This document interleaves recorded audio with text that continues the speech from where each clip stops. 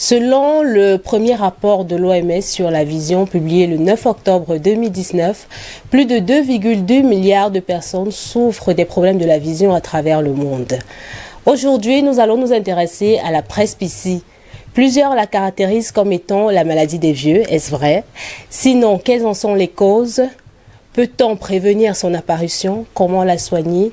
Nous en discuterons avec nos deux spécialistes qui sont présents sur ce plateau et qui répondront à toutes vos questions et nous édifierons sur les causes, les symptômes, le diagnostic, le traitement et surtout la prévention de la presbytie. Bonjour à vous et bienvenue à votre nouveau numéro de Culture Santé.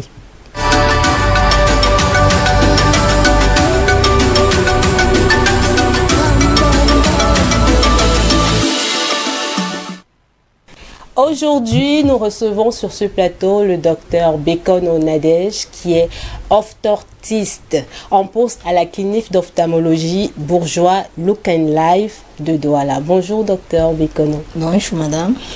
Nous sommes également sur ce plateau avec notre consultant permanent, le docteur Sakfon Eric, qui est notre nutrithérapeute. Il est en service à la clinique Révise, située dans le quartier Makepe, dans la ville de Douala. Bonjour docteur Sakfon.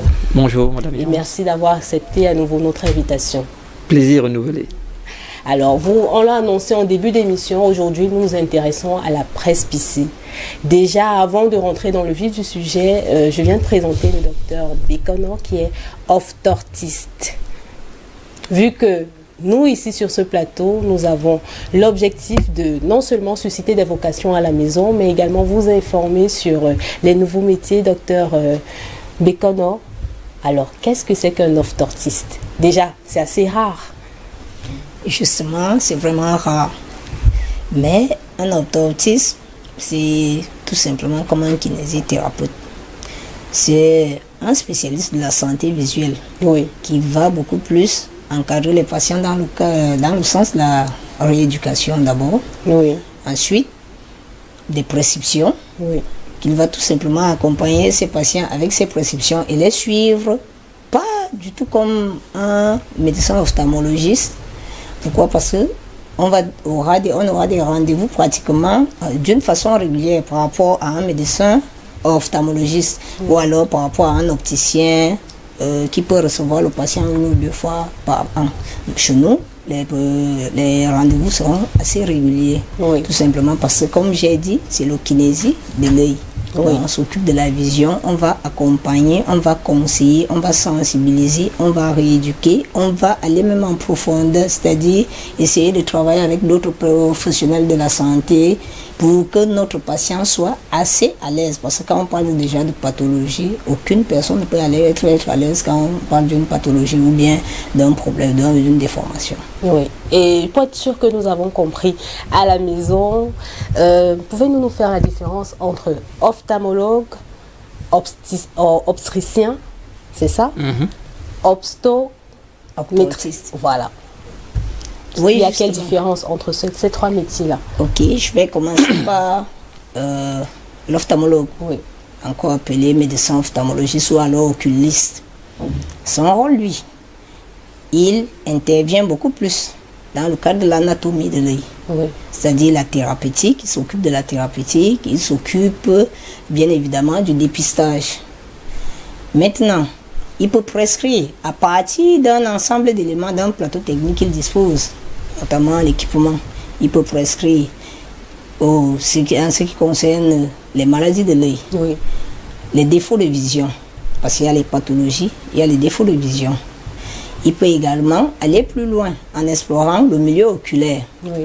Donc, il va explorer le milieu oculaire en prenant notamment mesurant la tension de l'œil, en faisant d'autres types de consultations, par exemple des scanners, oui, et plus loin même des chirurgies, oui, des chirurgies oculaires. Ça, c'est le médecin ophtalmologiste. L'opticien, lui, il a un aspect beaucoup plus visuel, c'est-à-dire il s'occupe du confort du patient quand il a fini avec le médecin ophtalmologiste, il a fini avec l'orthoptiste que je suis. oui. Là intervient l'opticien. Pourquoi? Parce qu'il va tout simplement conseiller sur l'équipement adéquat, le type de verre, le type de verre, le type de monture, Oui. parce qu'il y a une différence entre les verres et les montures. Et les montures. Le type de monture, le type de verre, en fonction du climat, Oui. en fonction de l'endroit où on se trouve. Ça, c'est l'opticien. Maintenant, le médecin optooptiste. Là, c'est un peu plus difficile et un peu plus compliqué. Pourquoi? Parce que la première des choses chez le médecin optooptiste, c'est l'écoute. Oui. Pour pouvoir rééduquer, pour pouvoir amener le patient à comprendre ce qu'il a comme problème. Et la deuxième des choses maintenant, l'accompagner. Parce que en parlant de pathologie de l'œil, nous, dans notre métier, dans notre jargon, on a pour habitude de dire que ce sont des dysfonctionnements. Ce ne sont généralement pas des pathologies, ce sont des dysfonctionnements qui naissent à partir des autres maladies. Et là, nous devons donc accompagner le patient. Et nous devons l'amener à comprendre qu'est-ce qu'il doit faire. Ça veut dire quoi? D'abord comprendre ses plaintes. Oui. Ensuite, maintenant, l'accompagner en donnant des conseils.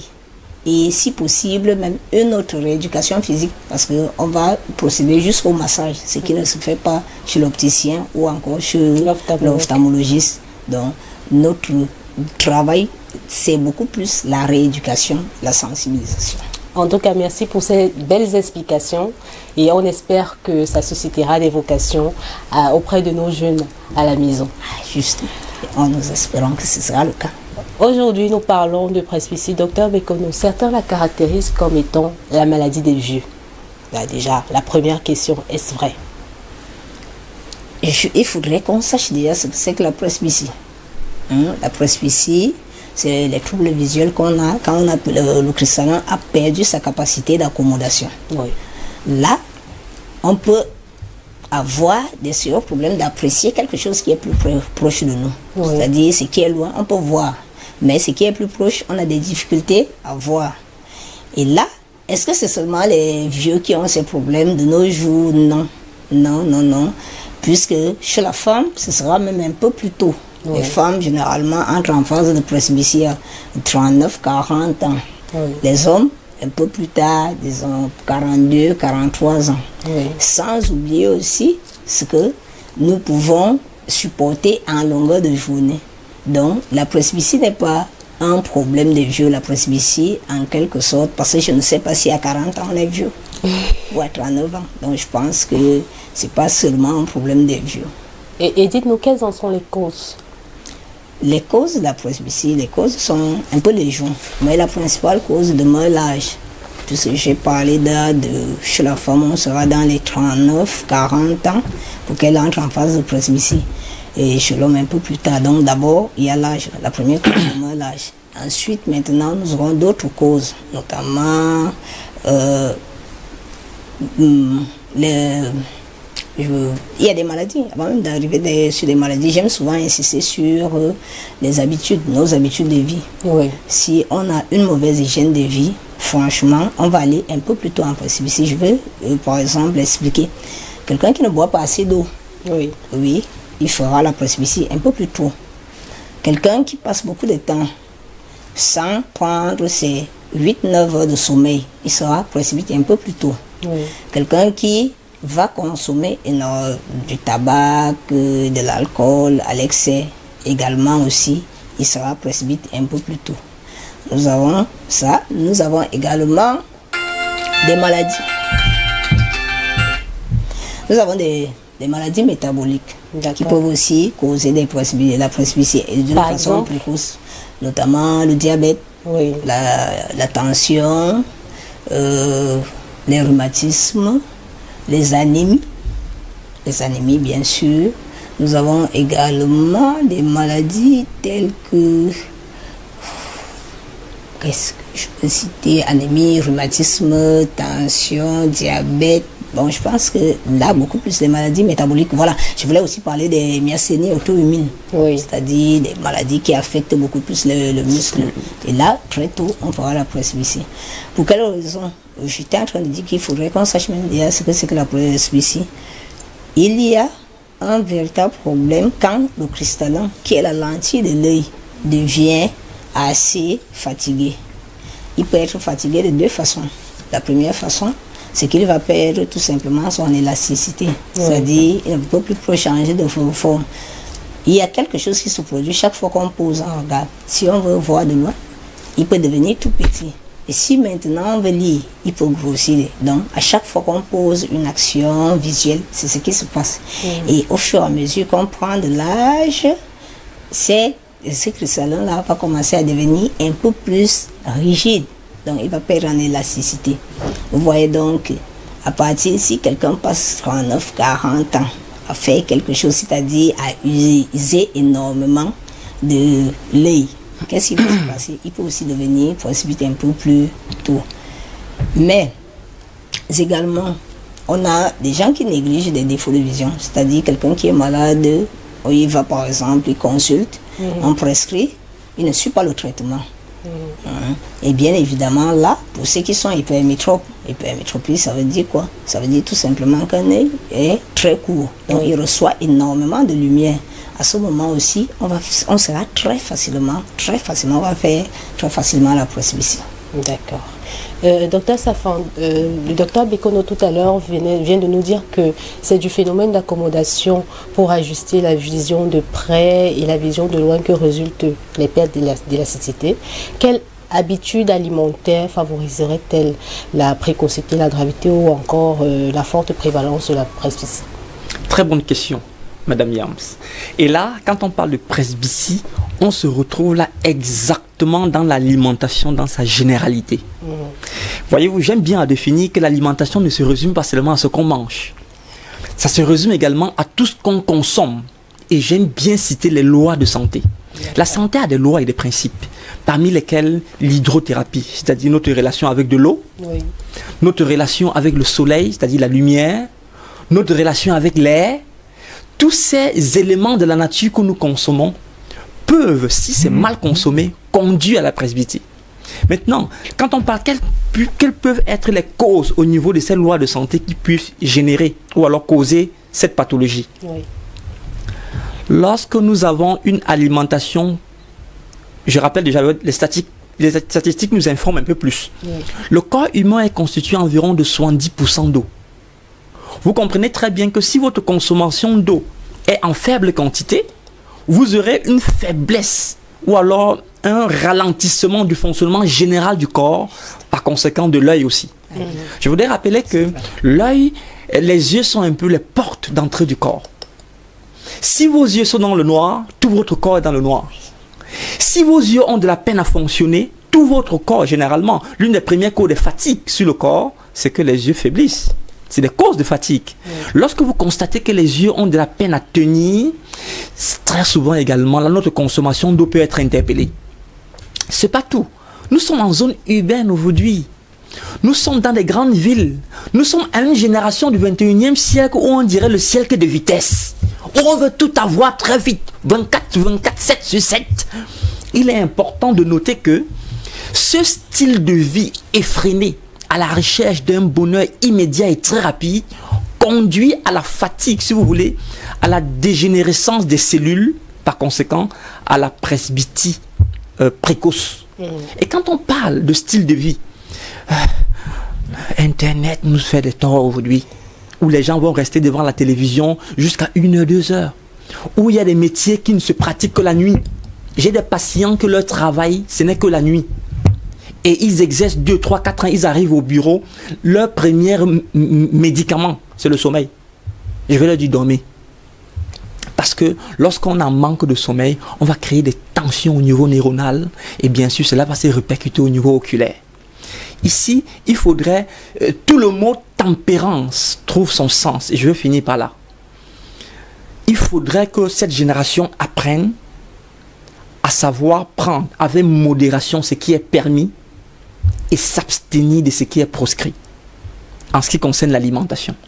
Dormir dans les proportions qu'il faut, manger les aliments qu'il faut et ne pas du tout manger les aliments qui sont dangereux pour le corps, et dit bien pas du tout, et consommer de l'eau comme ça se doit, se rappeler que tout ce qui touche notre peau finit dans notre sang et peut impacter nos yeux. Parce que beaucoup de personnes vont consommer même des aliments sains, mais vont mettre sur leur corps des huiles de beauté qui vont détériorer le corps et qui vont se répercuter au niveau des yeux.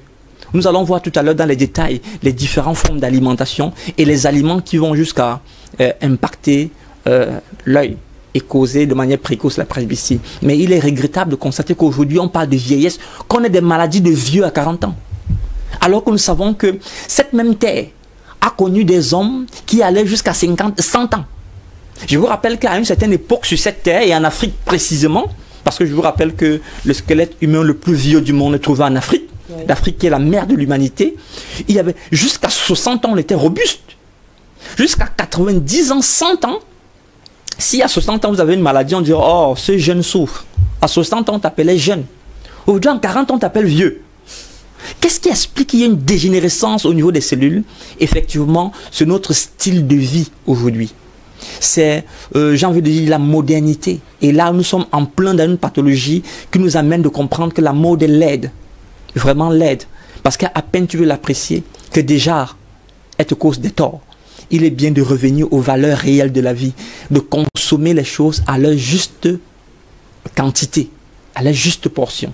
Et nous allons arriver tout à l'heure sur qu'est-ce qu'il faut consommer pour prévenir, qu'est-ce qu'il faut fonctionner pour empêcher d'arriver dans ces carences-là tout à l'heure. La presbytie se manifeste par de divers symptômes. Découvrez comment reconnaître ces symptômes-là et surtout les facteurs de risque qui sont associés à cette maladie. On se retrouve juste derrière la pause.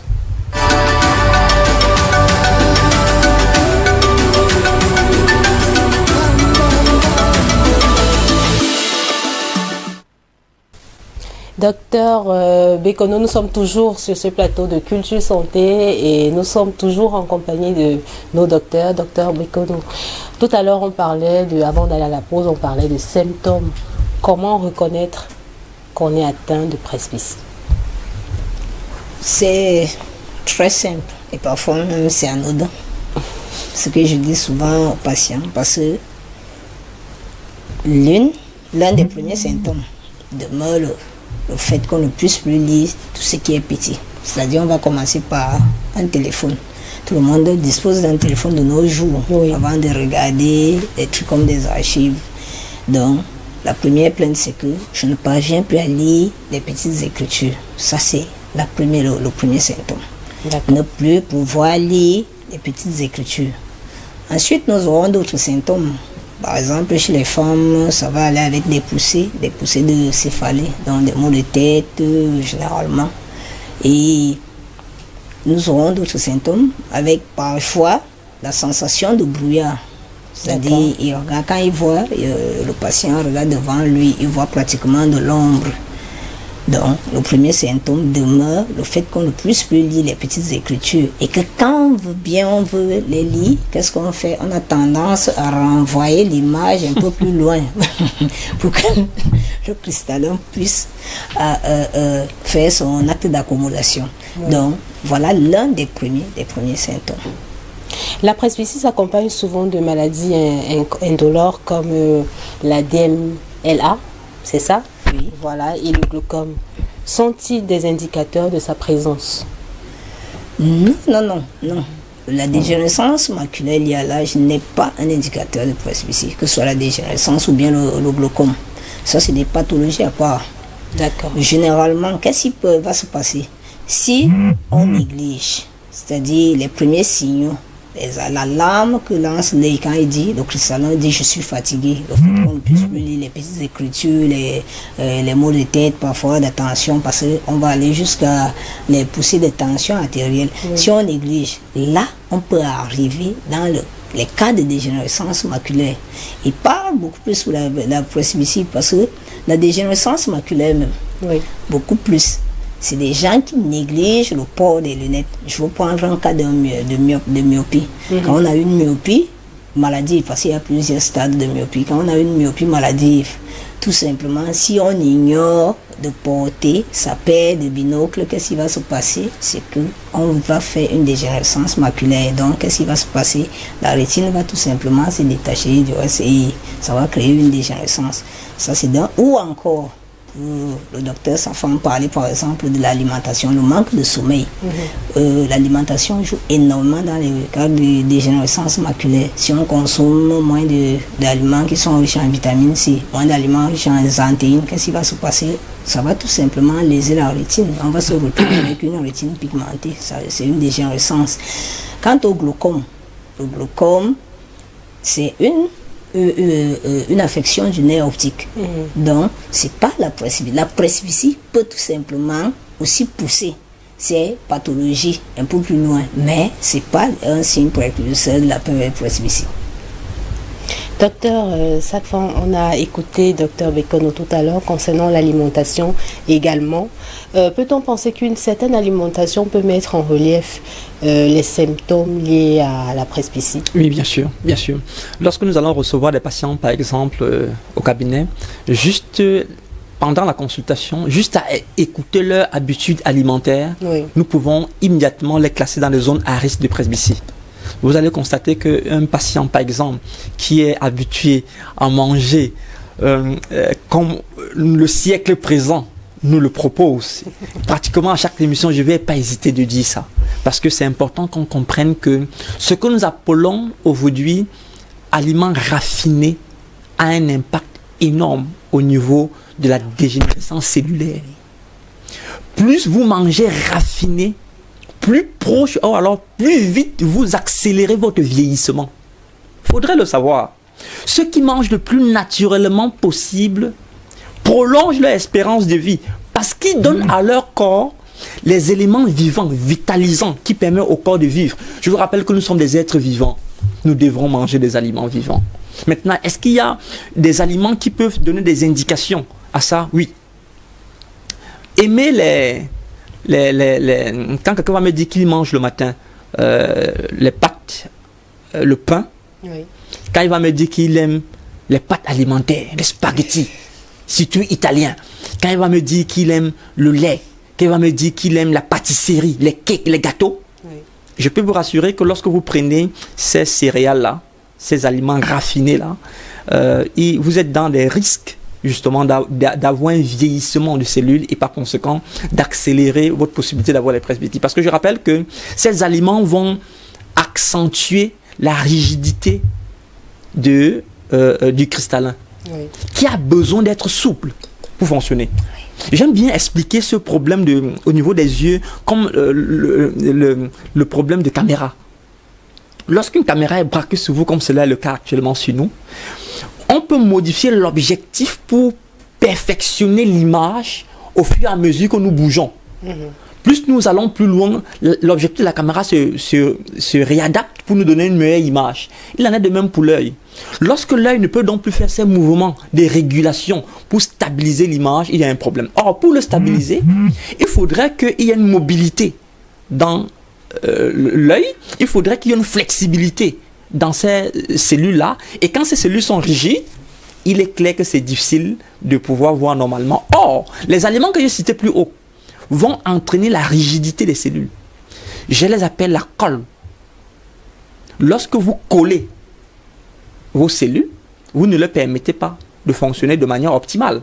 Vous prenez le pain, les spaghettis, les pâtisseries. Ce sont des éléments qui agissent dans le corps comme la colle. Et lorsque ces éléments sont pris en quantité, je me souviens qu'à l'université, j'avais des amis qui mangeaient pratiquement le pain tous les jours. Et même à l'école, primaire. Et les parents, parfois, ne donnent que ça aux enfants. Le riz blanc, je précise bien blanc. Tous les aliments raffinés, de couleur blanche, le sucre blanc, sont des aliments qui vont contribuer à coller les cellules et à anticiper ainsi des maladies liées à l'âge. Hein, comme c'est le cas de la presbytie aujourd'hui. Donc, quand j'ai des patients qui sont dans ces zones-là, quand j'ai des patients qui sont alcooliques, l'alcool freine le fonctionnement optimal des organes vitaux. C'est connu, précisément encore du cerveau, des neurones. Quand j'ai des patients qui sont addicts au tabac, qui fument tout le temps, mais c'est clair qu'ils ne pourront pas avoir une espérance de vie aussi prolongée que ceux qui vivent sainement. Bien sûr, c'est pourquoi ces aliments-là, juste en posant quelques questions à certains patients, on peut savoir s'ils ont un risque d'être victime de telles pathologies? Je peux ajouter quelque chose? Oui, bien sûr. Docteur. Oui, tout à l'heure, le docteur Safan a parlé par exemple de la cigarette, le tabagisme. Le tabagisme demeure l'une des causes principales. La première cause de glaucome. C'est-à-dire, fumez autant que vous voulez, ne toussez pas. Vous ne faites pas d'infection pulmonaire, mais à un moment donné, quelque chose va se passer dans le nerf optique. Et ce qui est avec le glaucome, c'est que c'est irréversible. On ne récupère pas la vue quand on a atteint un certain stade. Et généralement, ceux qui ont les problèmes le problème du glaucome, qu'est-ce qui se passe quand ils arrivent, notamment pour ce qui est du tabac? Quand ils arrivent, ils sont pratiquement à 75-80% de la destruction de la partie du nerf. Qu'est-ce qu'il y a donc à faire? On n'a plus rien à faire. Il est devant toi. Bon, je suis médecin orthoptiste. Ça veut dire quoi? Quand un patient n'est pas satisfait, je suis malade. Donc, il est devant toi, tu as envie de pleurer à sa place parce que tu vois ce qu'il va subir. Donc, franchement, ce que Dr Safan dit est tellement pertinent, notamment sur le tabagisme et l'alcool, tellement pertinent sur les deux pathologies qu'on a citées tout à l'heure, la dégénérescence maculaire et le glaucome. Viendra même, bien évidemment, aussi la cataracte. Exact. Moins on consomme, on fait attention à son hygiène de vie, plus on est exposé à ces pathologies. Et je vais même aller plus loin pour ce qui est des myopies, c'est-à-dire si on met un peu plus, le presbyte peut aussi être myope en même temps. Pour ce qui est des myopies, à 95%, quand nous faisons nos bilans, si on prend les patients qui viennent du côté de Bonamoussadi, on va trouver qu'il y a plus de myopes.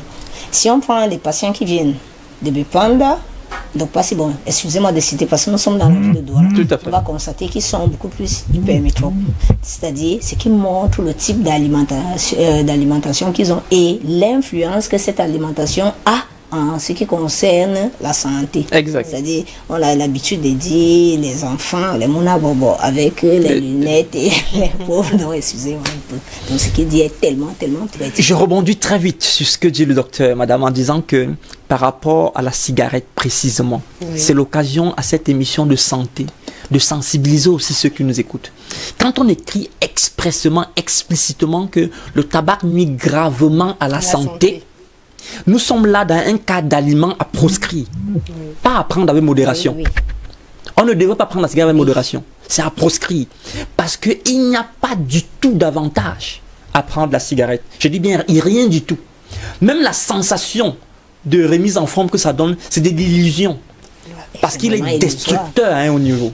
Je dis aux patients qui arrivent au cabinet que n'hésitez pas, dès lors que vous voulez sortir de la maladie, et que vous vous souciez de votre santé, vous devez commencer par proscrire ce qui peut détruire vos cellules et prendre avec modération ce qui est permis. L'alcool fait pareil. Nous sommes dans un pays où le taux d'alcoolisme est très élevé, où la quantité d'alcool surpasse en termes de milliards. Il faudrait savoir que si nous vivons de cette façon, des maladies de vieillesse vont nous attraper alors que nous sommes jeunes. Et la presbytie est un cas palpant. C'est étonnant que dans un pays où la grande partie sont des jeunes, on retrouve des jeunes avec des lunettes. Et ils vont te dire, c'est héréditaire. Écoutez, votre hygiène de vie peut vous faire vieillir plus vite. Et s'il y a un danger, ou alors des conséquences tellement néfastes à de telles pathologies, c'est qu'ils sont irréversibles. Parce qu'il n'y a pas encore de remède pour soigner la vieillesse. Il n'y en a pas. Mais par contre, il y a des moyens d'hygiène de vie à adopter pour prolonger la vie. Et c'est pourquoi d'ailleurs, on peut noter que dans le monde entier, il y a ce qu'on a appelé les zones bleues. À Loma Linda University, on va le trouver aux États-Unis. On va le trouver au Japon, en Kazawaki. C'est des zones où on se rend compte que la moyenne d'âge, c'est 100 ans. Et là, ces messieurs, je dis ces jeunes hommes de 100 ans, là, ils ne mettent pas les verres, ils font du sport, ils vont au champ, ils sont encore autonomes à 100 ans. Quand dans des pays fortement alcoolisés comme le nôtre, dont l'hygiène de vie est devenue pas contrôlée, on retrouve des jeunes à 40 ans, des vieux à 40 ans, et qui sont incapables de se mouvoir et qui souffrent de problèmes énormes, juste à cause de l'hygiène de vie. Je crois qu'il est important de noter que la cigarette, l'alcool, la mauvaise alimentation, le docteur parlait tout à l'heure que les enfants de Bobo, j'ai envie de dire, aujourd'hui, si on vous dit vous êtes enfant de bobo, refusez ce thème-là. Parce que c'est une connotation qui amène à une mauvaise hygiène de vie. Parce que être bobo aujourd'hui, c'est entrer dans le supermarché, acheter des aliments morts, qui n'ont pas de vie en eux-mêmes. C'est de prendre des yaourts, qui sont des aliments fermentés déjà, et qui ont un impact énorme au niveau de la flore intestinale. C'est manger tout ce qui est destructeur. Mais si c'est manger ce qui est destructeur qui fait moins de bobo, je préfère dire la bépanda et manger du bon du bon folon et garder la santé. En tout cas, tout à l'heure, docteur Bekono nous a cité quand même quelques maladies qui peuvent être associées à la presbytie. La question que j'aimerais poser ici, c'est, tout à l'heure, on a dit que l'inconfort faisait partie des symptômes. Maintenant, cet inconfort-là, provoqué par la presbytie, peut-elle provoquer d'autres pathologies encore plus graves? Si oui, lesquelles? Oui, justement, la première pathologie, c'est la cataracte. D'accord. Oui, la cataracte. Pourquoi la cataracte? J'ai pour habitude de dire le vieillissement de l'œil s'effectue en 3 étapes. La première étape, c'est quand on perd en matière d'accommodation, c'est-à-dire on ne peut plus lire ce qui est plus proche là. La deuxième étape, c'est que le cristallin va tout simplement perdre sa transparence. Il commence à blanchir. Là, on va parler d'opacification, c'est-à-dire il devient tout blanc. Et là, de plus en plus, par exemple, le docteur Stéphane qui est juste en face de moi, je vais voir juste de l'ombre. Là, on est dans les 50 ans déjà. Pratiquement 50, 55 ans, ça va aller comme ça. Et au fur et à mesure que le temps va passer, avec par exemple une mauvaise hygiène alimentaire ou encore nous sommes beaucoup plus actifs, il y en a qui travaillent énormément sous le soleil, c'est-à-dire les rayons UVB viendront tout simplement frustrer de temps en temps le cristallin et il va tout simplement blanchir. Là, ce sera le cas de la cataracte. C'est-à-dire, qu'est-ce qui va se passer? Une fois que le cristallin a blanchi, ça va myopiser l'œil. C'est-à-dire, pour voir quelque chose, il faudrait que ce soit un peu plus gros pour avoir une meilleure vision. Donc, qu'est-ce qui se passe? Si on néglige les signaux, les premiers signaux de la presbytie, on va tout droit vers le deuxième qui est la cataracte. Dans le cas un peu plus loin, on continue à négliger, qu'est-ce qui va se passer? On va tout simplement tomber sur la dégénérescence maculaire ou bien aussi sur le glaucome. Donc, si on néglige la presbytie, ce qui va se passer par la suite, c'est qu'on va faire, parce que la presbytie, je répète, c'est un problème de compensation. Et par contre, quand on parle déjà de cataracte, dégénérescence maculaire, glaucome, on est déjà dans des pathologies et généralement des pathologies pas très faciles à traiter. Il est bien vrai que le cas de la cataracte avec la chirurgie, mais quand vous sortez du bloc, je vous assure que vous ne serez plus, l'œil ne sera plus comme quand vous aviez vos 5 ans. Donc déjà, il y a la cataracte en vue très rapidement et par la suite la dégénérescence maculaire ou tout simplement le glaucome qui va aussi venir. Surtout j'insiste, je vais beaucoup insister sur l'alimentation et l'alcool. Je vais insister là-dessus. Si on consomme trop d'alcool, on ne dort pas, franchement, c'est même un glaucome. Parce que pour ce qui est de la dégénérescence maculaire, on ne peut pas sombrer dans la cécité. On va quand même voir, on a le temps de voir les carreaux au sol. Mais pour ce qui est du glaucome, c'est qu'on va tout droit dans le noir. Donc on perd la vision, on ne voit plus rien du tout. Si on néglige donc la presbytie, on va se retrouver aveugle, parlons comme ça. J'ai peur de faire mal à beaucoup de personnes, mais je suis obligée d'être abrupt pour qu'ils comprennent. Non, c'est important. Justement, cette émission a pour but d'informer et de sensibiliser la population. Donc, ne vous en faites pas. Vous pouvez être aussi direct que possible. Nos téléspectateurs à la maison nous pardonneront cela. Alors, nous revenons, nous allons marquer une petite pause et nous revenons plus tard pour savoir comment se fait le diagnostic de la presbytie et surtout combien coûte-t-il. On se revoit juste après la pause.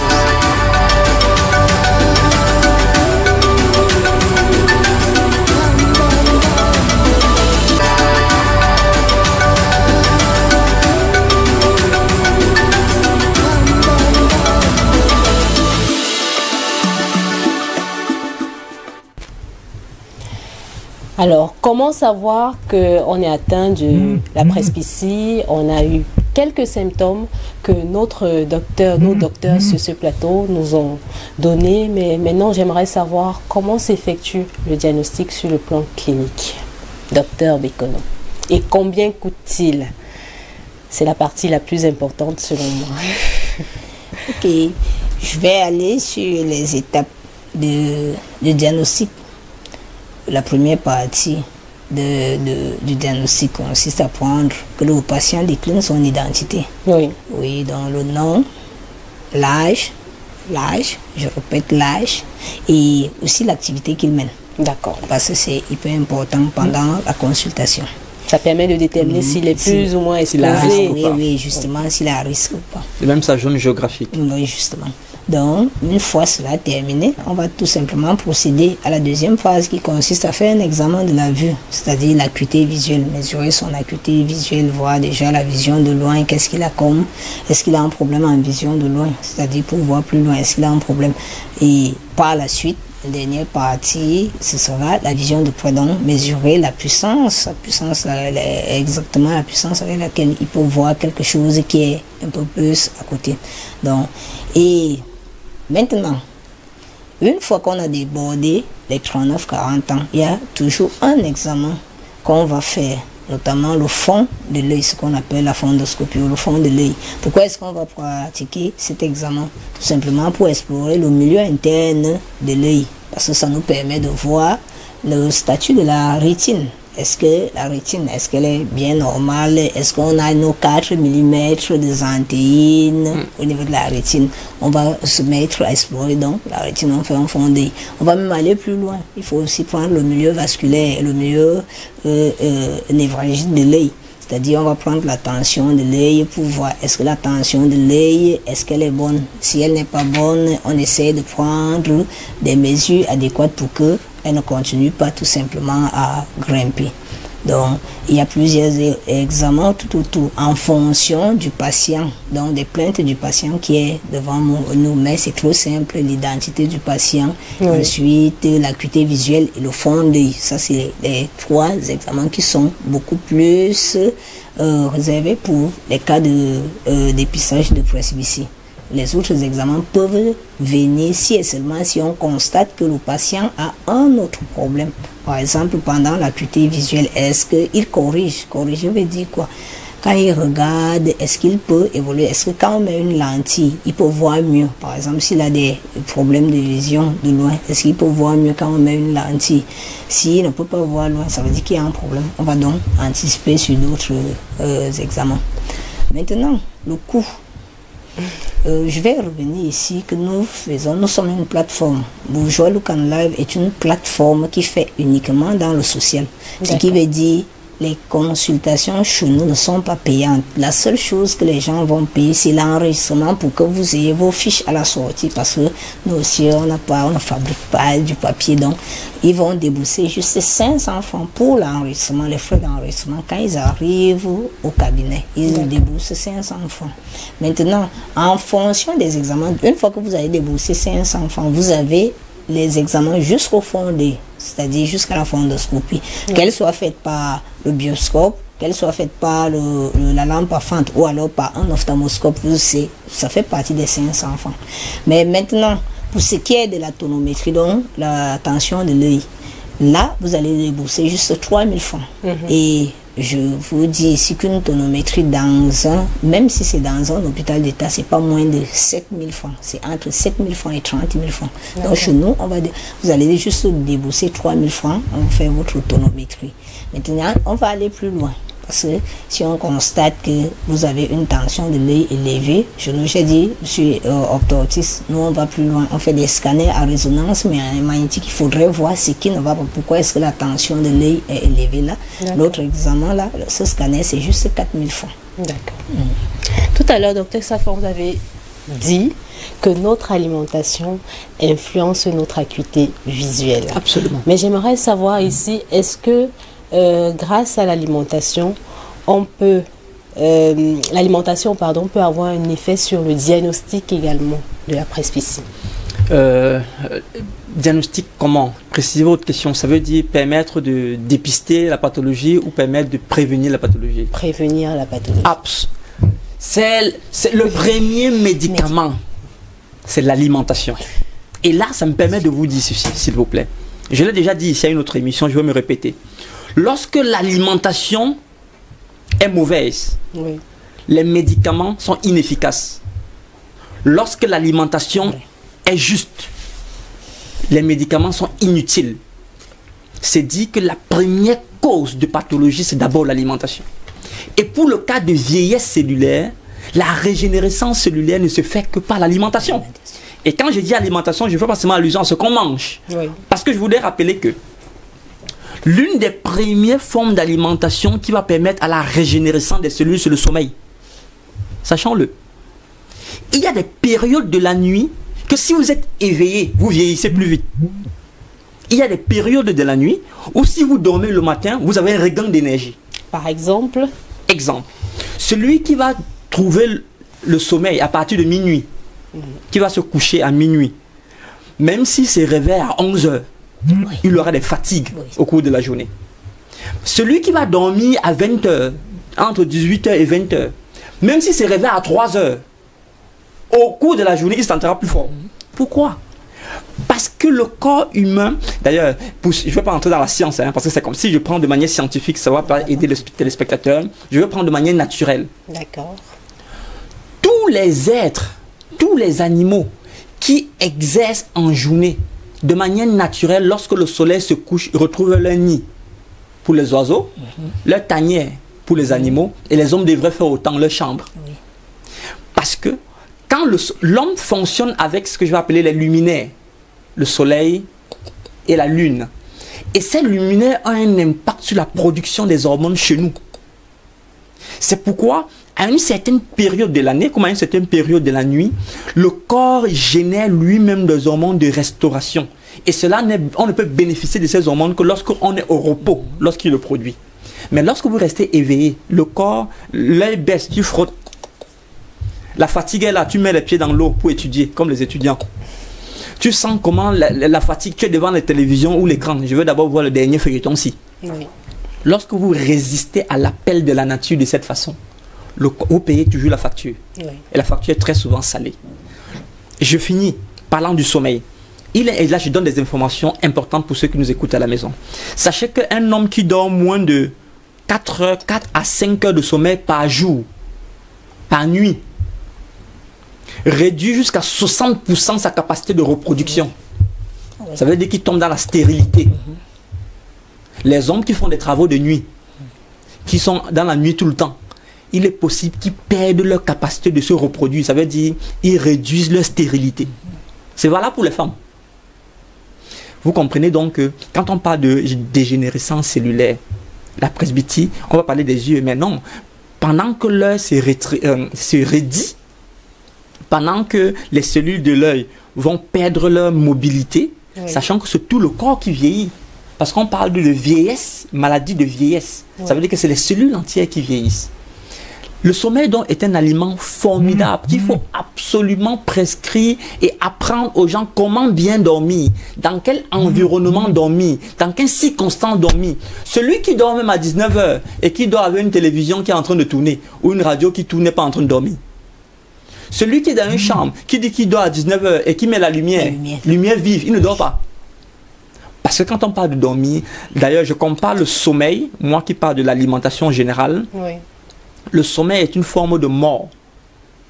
Pendant que vous êtes endormi, vous devez être dans les mêmes conditions qu'un mort qui est sous le sol, dans une obscurité totale, dans un calme total où rien autour. Si ces conditions ne sont pas réunies, vous ne dormez pas bien. D'accord. Maintenant, parlant de la nourriture. Qu'est-ce qu'on peut manger pour doit améliorer sa vision? D'accord. Déjà, mangez bien, consommez bien le sommeil. D'accord. Ensuite, dans votre plat maintenant, consommez de la vitamine A. Utile pour les yeux. C'est connu.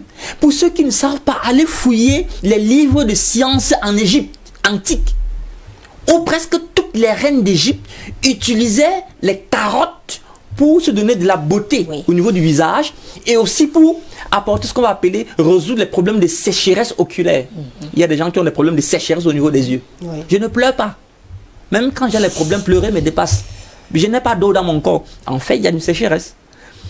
La vitamine A, le bêta-carotène qui est celui de la vitamine A, est d'une importance capitale pour la motricité du cristallin. Ça, il faudrait le savoir. Vous prenez juste les carottes, l'équivalent de 100 grammes. C'est suffisant pour une journée. Et si vous pouvez en consommer tous les jours, c'est magnifique pour votre corps. De deux, prenez ce que je vais appeler les aliments régénérateurs, réminéralisants, que je vais citer ici, riches en vitamine C et riches en vitamine E. Lorsque vous faites l'alliance entre la vitamine C et la vitamine E, vous allez repousser la vieillesse plus tard. Et où est-ce qu'on les trouve? Prenez les légumes, le brocoli, les choux, le folon, le ndolé, surtout amer. D'accord. D'accord. Ok.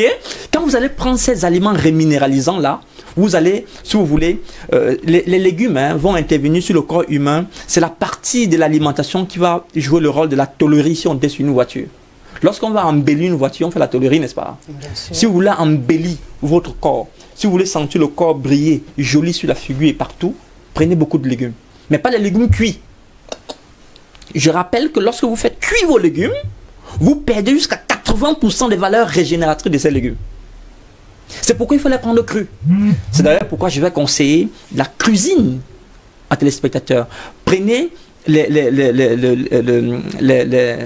carottes râpées, prenez la salade râpée, mangez-les crus, ils sont meilleurs. Et si vous ne pouvez pas manger crus, mangez-les poêlés. Et là, c'est des techniques de cuisson qu'il faut utiliser. Mais évitez la cuisine. Lorsque vous allez faire cuire vos légumes, vous n'allez pas jouir de ces vitamines C là. Et il y a un autre aliment qui peut paraître anodin, mais qui est d'une richesse énorme en vitamine C, c'est le citron. Prenez l'eau citronnée. Déjà, il va résoudre le problème d'acido-basique du corps et il va apporter la vitamine C. Et vous allez prendre en termes de graines, les graines de sésame. Les graines de sésame sont connues comme faisant partie des aliments les plus riches en vitamine C. Et nous les avons au nord du Cameroun. On a en Afrique en quantité impressionnante. S'il vous plaît, mangez le plus naturel possible. Mangez les légumes, les fruits. Et les fruits, vous allez trouver les fruits très riches en vitamine C. C'est l'ananas. Oui. Nous sommes pratiquement l'un des producteurs d'ananas les plus importants d'Afrique centrale, le Cameroun. Trouvez-les le plus bio possible, s'il vous plaît. Mangez la papaye. On a carrément toute une ville au Cameroun qui est donnée. Le Djombe Penja est connu pour les papayes, où on produit les papayes. Mangez ces fruits-là et vous allez vous rendre compte que si vous adaptez, si vous réajustez votre habitude alimentaire autour de fruits, légumes et graines de manière régulière tous les jours, vous allez vieillir comment? Je vous rappelle que les arbres mettent 100 ans. Il y a des arbres dans la forêt qui ont 200 ans. Parce que justement, ils se nourrissent des aliments alcalins. Je parle des arbres. Et si vous consommez donc les fruits de ces arbres, pourquoi est-ce que vous ne verrez pas 100 ans? Comme cela est visible actuellement au Japon, comme cela est visible aux États-Unis, comme cela est visible dans nos villages. Parce que je rappelle qu'au village, on vit plus longtemps et plus solide qu'on ne vit en ville. Oui. La ville fragilise à cause de notre style de vie effréné à la recherche rapide des choses tout de suite et qui nous détruit. Et pour finir, si vous allez, si votre maman au village a un problème, Dieu, ne lui donnez pas le poisson pour cadeau. Ne lui donnez pas le pain pour cadeau. N'allez pas chercher le riz pour cadeau. Parce qu'en Afrique, généralement, quand on est dans les villes, pour aller au village, pour garder sur le village, c'est le riz, c'est le poisson, c'est l'huile raffinée qu'on apporte, croyant qu'on leur fait du bien. S'il vous plaît, leur champ, leur forêt leur fait plus du bien pour leur santé que ce que nous prenons en ville qui très souvent est destructeur pour la santé. Mangeons le plus naturel possible. Fruits, légumes, graines complètes. Mais attendez, vous allez voir clair et net jusqu'à 100 ans. Docteur Mekono, vous avez écouté Docteur Sakfan tout à l'heure concernant la prise en charge et la prévention, je pense bien, de la presbytie par la nutrithérapie. Vous, en tant que clinicienne, quelle est la prise en charge, le protocole de prise en charge que vous faites? Je pense que Docteur Sakfan a tout dit. D'accord. Il a Donc, tout dit. la clinique est d'accord Oui. avec la Vraiment, nutrithérapie. il a sur tout ce dit. plan. C'est la base de la santé. Je voulais dire ceci. En ce qui concerne la vitamine A, les derniers rapports disent qu'il y a au moins 98% de morts dans notre pays qui sont dues à la carence de la vitamine A. Oh là! La vitamine A n'est pas seulement là pour la vision, mais également c'est un anticancérogène. Beaucoup plus pour les femmes. Tout à fait. Et je vais aller plus loin. Aucun patient ne sort de chez moi sans avoir une prescription de vitamine A. J'ai dit aucun. Vitamine A, vitamine E, vitamine C. Exactly. J'ai dit aucun patient. Aucun patient. Je vais aller plus loin sur la carotte. Le fond de l'œil, c'est la couleur de la carotte. Exact. C'est-à-dire quand on fait le fond de l'œil, la rétine dont on a parlé tout à l'heure, pour parler des dégénérescences maculaires, c'est quand la rétine perd la couleur orangée. C'est là où on va parler de dégénérescence maculaire. Tout Une à fois fait. qu'il y a des taches blanchâtres, notamment de la graisse, ou autre chose, c'est là où on va parler de dégénérescence. Donc, comme il a dit, je conseille aux patients de consommer énormément tous les fruits qui ont la couleur orangée, notamment, on a parlé de papaye. Et à ce niveau, l'excès ne nuit pas. Oui, oui. Non, l'accès ne nuit pas. Tout à fait. La papaye, les carottes, je vais m'aller plus loin, pamplemousse rouge, tomates. Je demande même à certains de mes patients de croquer tout simplement les fruits de tomates. Tout à C'est-à-dire qu'on laisse la cuisson. Et en ce qui concerne les légumes, bien évidemment, la couleur verte des légumes, c'est la xanthéine, c'est-à-dire la vitamine A. Il a parlé de ndolé amer. Franchement, consommer du ndolé amer, ne lavez plus trop comme on lave. Là. Excellent, Ça fait, docteur. Ça fait du bien. Là, vous êtes dans la Donc, nutrithérapie. c'est Là. l'un des meilleurs types de prévention en matière de presbytie, la nutrition. En tout cas, je suis ravie de savoir que ce soit sur le plan clinique ou nutrithérapeute, on est d'accord sur le fait qu'il faut bien s'alimenter pour prévenir la presbytie ou encore soulager, améliorer la qualité de sa vision. Alors, docteur Bekono, la question que j'aimerais vous poser ici, c'est quel est le conseil que vous pouvez donner à vos patients, en dehors bien sûr de l'alimentation? Ok, en dehors de l'alimentation, je vais conseiller le sommeil. J'ai dit, docteur Safan, quand il a parlé, je vois quelqu'un qui est constamment bourgeois. Donc, je vois comme il va faire de temps en temps des tours là. Pas besoin de port de lunettes pour cela? Non, d'abord, avant de porter les lunettes, commençons par l'alimentation. Tout à fait. C'est-à-dire, il faut manger comme il se doit manger bio. Et en dehors de ça, le sommeil. Il a parlé de quelque chose d'important, c'est pendant le sommeil que le processus de l'autophagie, donc la guérison du corps est lancée. Tout à fait. Uniquement quand on dort. Si on dort moins de 4 heures de temps, il n'y a pas d'autophagie. C'est-à-dire le corps ne va pas lancer son processus de régénération ou bien de guérison. Absolument. Donc, je conseille également le sommeil. Maintenant, n'abusons pas de l'outil informatique. Voilà un autre conseil. Le rayon UV. N'abusons pas. C'est-à-dire si on peut passer moins de temps devant les écrans, devant notre téléphone, devant les écrans, ordinateur, télévision, bien évidemment aussi, on fera des efforts de rallonger la durée de vie du cristallin. Un mot de fin, docteur Safan. Que votre alimentation soit votre seul médicament. Parce que la vieillesse, c'est la mauvaise qualité d'alimentation. Et si vous mangez, si vous considérez que votre nourriture est votre médicament et que vous ne mettez dans vos plats que des aliments bio, sortis directement du champ, le moins transformé possible, alors la jeunesse et la santé sera votre partage. Je vais m'appuyer sur ces mots de fin de Dr Safan pour dire déjà merci à Dr Bekono, merci Dr Safan d'avoir répondu présent à notre invitation. Merci à l'équipe de production, à la direction de DBS TV ainsi qu'à l'équipe d'Espoir de Miss. On se donne rendez-vous la semaine prochaine, mercredi 21h sur la même chaîne DBS TV pour une nouvelle émission de Culture Santé. Le thème de la semaine prochaine, vous pouvez le retrouver sur nos pages qui vont s'afficher sur ce petit écran et on se dit bonne santé à tous et à la semaine prochaine.